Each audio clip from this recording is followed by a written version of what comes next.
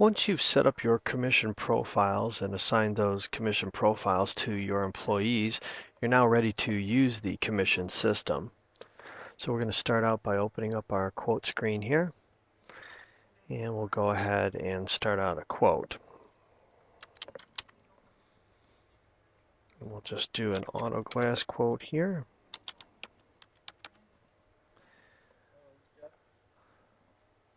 Now we just need to go to the Job tab, and we need to select our technician. So we'll just use our test employee here. Now that I have the employee on here, I'm going to go ahead and save the ticket. Once I've saved this ticket, the commission will be calculated, and it doesn't matter whether I'm only saving this as a quote or a work order or an invoice. Whatever I save it as, I can now go over here to the commission button and choose the commission button, and it will show a list of any of the technicians, and it will show in the bottom portion a list of all the employees that will be receiving some sort of commission from this job. So if I had some sort of commission for my CSR and there was a CSR listed on this job, they would also be listed in that bottom half. And you can see it gives the total amount of the material and labor, and then what the commission on that will be.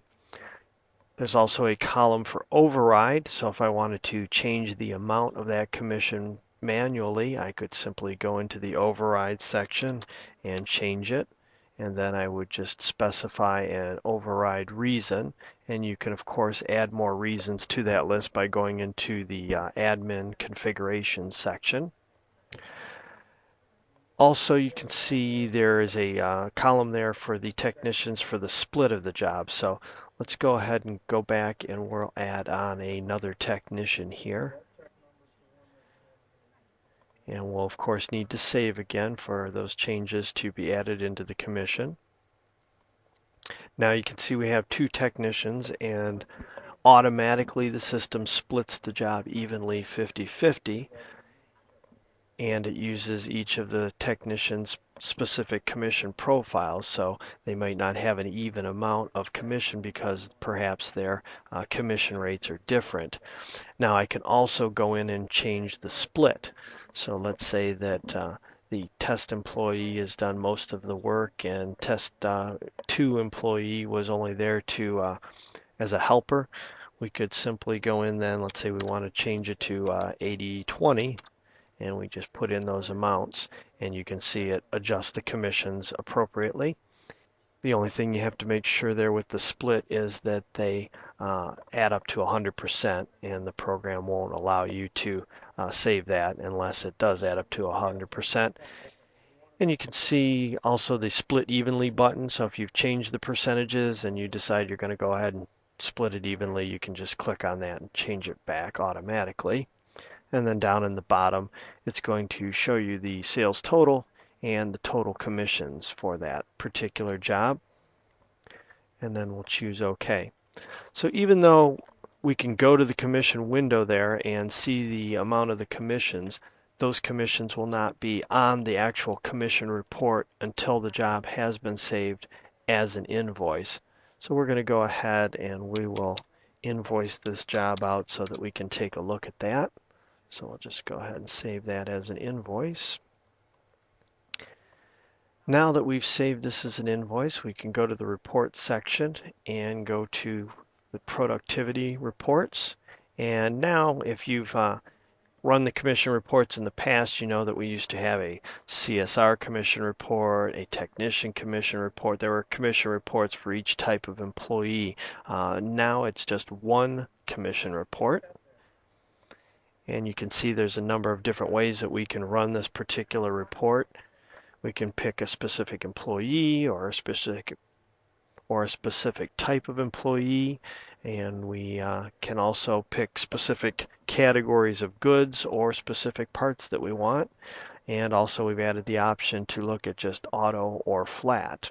So we're going to go ahead and change our date range to just today, and we'll go ahead and run the report. And now we see the commission for the 2 employees that were on that job, and it gives us all our information there as far as the material, the labor, and the total sale and the commission amount.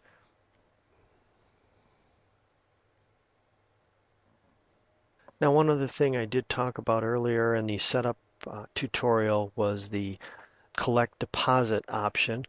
And so if a technician collects a deposit for a job, the way that you would note that is here in the payments section.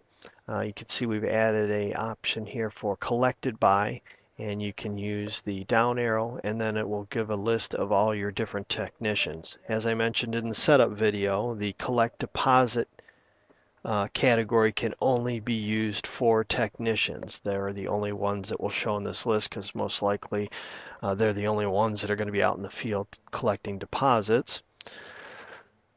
So again, you would simply choose that employee from the list, and then once the job is saved, they'll be added to the commission section for the deposit that they've collected. So as you can see, the commission system allows you a lot of options in the ways to set up your commissions. Certainly there may be different ways that you want to set up commissions that it might not be handled. So certainly if you want to give support a call and check with us and see if there is a way to do what you want to do, we can help guide you through that. If not, we can certainly add your suggestions to our list for further improvements to the commission system in the future.